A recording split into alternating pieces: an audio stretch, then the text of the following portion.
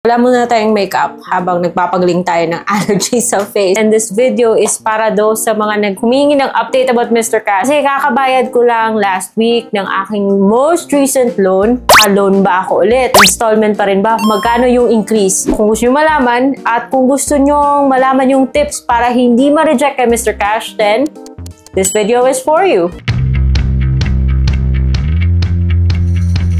Hello everybody! Welcome back to my channel. It's Ate Red here. Walang makeup dahil may allergy pa rin yung face ko. Baka pinakulam na ako ng mga loan apps na hindi ko nire-recommend, guys. So today, legit loan app naman yung pag-uusapan natin dahil itong si Mr. Cash is rehistrado po sa Securities and Exchange Commission. Well, to be honest, hindi ko man gusto yung interest niya dahil masakit sa bulsa yung interest niya, ha? At hindi ko rin gusto yung advance na kinakaltas na service fee that can be as high as 10 or 11%.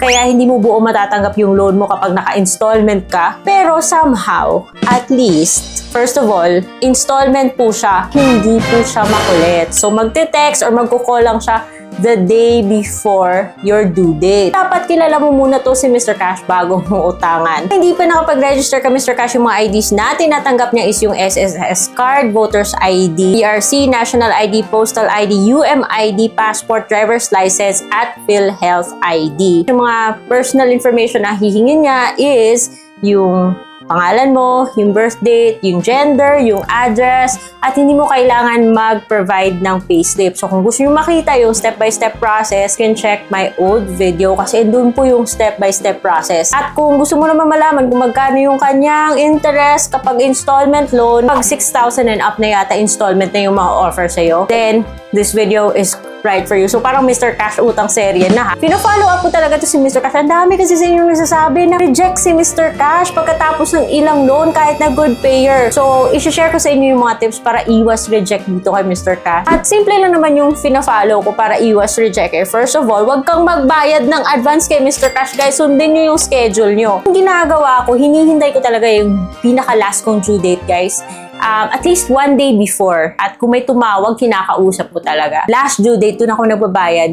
At hinihintay ko mag-post kasi sometimes may delay, eh. At pag nag-post na yung payment, makikita mo yung magkano na yung increase niya. Yun, saka ako mag-a-apply. Expect ka na magkakaroon siya ng delay kung Friday tsaka Saturday. Nangyari na nito sa akin na Friday or Saturday ako nag-reloan, Monday ko pa natanggap. At make sure na hindi pa cap yung ano mo, ha, yung e-wallet mo, ha, kasi pag medyo na-cap ka na at hindi na pwedeng tumanggap ng funds yung GCash kamaya nyo, baka hindi nyo matanggap yung pera, mag-error siya. So, medyo problema pa. Although nare-resolve naman yan with the help of their customer service, pero mas mabuting i-check nyo muna na hindi pa cap yung GCash nyo or Maya. So, tip number 2, dapat guys, malinis yung cellphone nyo. Kaya yung mga loan apps na hindi nyo ginagamit, yung mga loan apps na bad trip kayo, i-uninstall nyo muna bago kayo mag-reloan dito kay Mr. Cash. Because as mentioned kanina, si Mr. Cash, sinisilip niya yung mga installed apps nyo. Tapos yung mga messages nyo. Kaya yung may mga makukulit na mga loan apps dyan, tsaka may mga spam galing sa mga marketing galing sa ibang loan apps, i-delete nyo na rin para malinis yung phone nyo kung mag-re-apply kayo dito kay Mr. Cash. Of course, yung pinaka-importante sa lahat, credit history din. Nalalaman ni Mr. Cash kung meron tayong mga loan apps na hindi nababayaran. Kung medyo high risk ka, guys, yun, nare-reject. So, pag na-reject ka, hintay ka muna ng 7 days bago ka mag-re-apply ulit. So, yun yung mga ginagawa ko para iwas reject dito kay Mr. Cash. Previous loan ko nasa 18,000, ha. So, pagkatapos ng last payment ko, guys, kaagad nag-update, naging 22,500 na yung pwede kong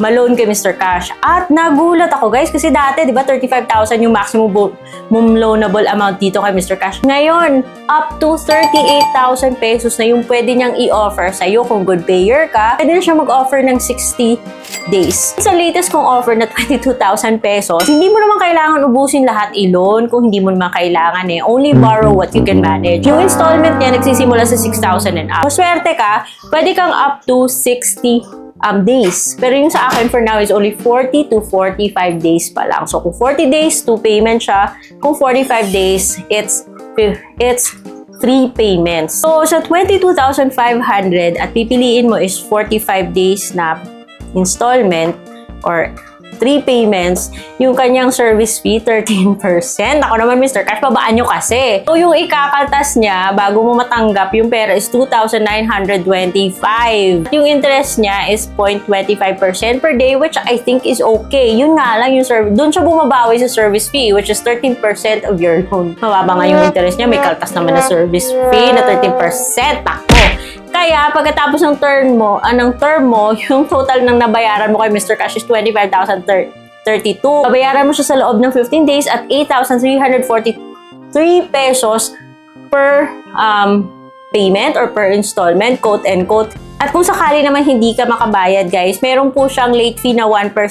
Tapos, 4.4 penalty per day will be applied sa outstanding. Kaya nga dapat, guys, pinag-iisipan. Kasi legit man si Mr. Cash, pero maaari siyang maging sanhi ng malaking problema kung hindi siya mabayaran. Review nyo to bago nyo i-confirm yung loan. So, doon naman sa 40 days, which means every 20 days ka magbayad, meron pong schedule, exact date kung when magjuju yung kada installment mo. Yung ibabawas yung service fee is 12%. Yung interest niya is 0.25% per day pa rin. So, hindi po buong 22,500 yung matatanggap mo. Yung matatanggap mo is 19,800 pesos. At after your 40 days na term, you end up paying 24,750.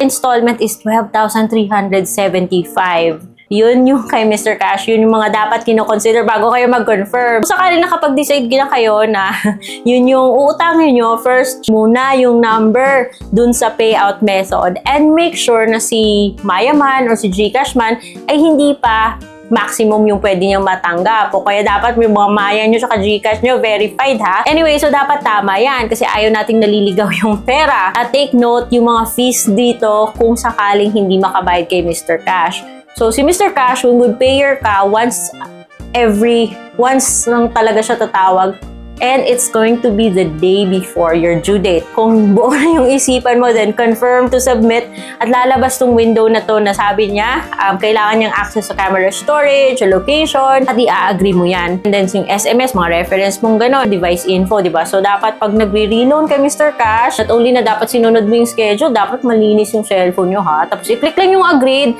at yun, lalabas to. Hintay ka ng 1 to 2 minutes. Kung Monday to Thursday or early Friday, maaaring matatanggap mo kaagad yung funds. Kung ginawa mo siya holiday or Friday, late Friday, expect ka na next business day na matatanggap yung pera. So, plan your transactions ahead. Siyempre, dapat walang problema din sa GCash sa Maya. Kung sakaling may problema, yun talaga hindi na yung funds, pwede mo naman silang i-contact, you submit a ticket, and they will reply after a couple of hours. So, dapat patient ka talaga dito kay Mr. Cash. So, basta walang holiday, business day, matatanggap mo talaga kaagad yung pera. Just like my last loan ko, babayaran ko every 15 days is 8,343. Tingnan natin kung maaabot natin yung 38,000 na maximum loanable offer ni Mr. Cash. So, ito si Mr. Cash, guys. Okay naman siya so far, pero sana naman babaan niya yung kanyang service fee. I'm very loyal kay Mr. Cash. Habang konting reward dyan for being loyal, babaan niya yung service fee kaya.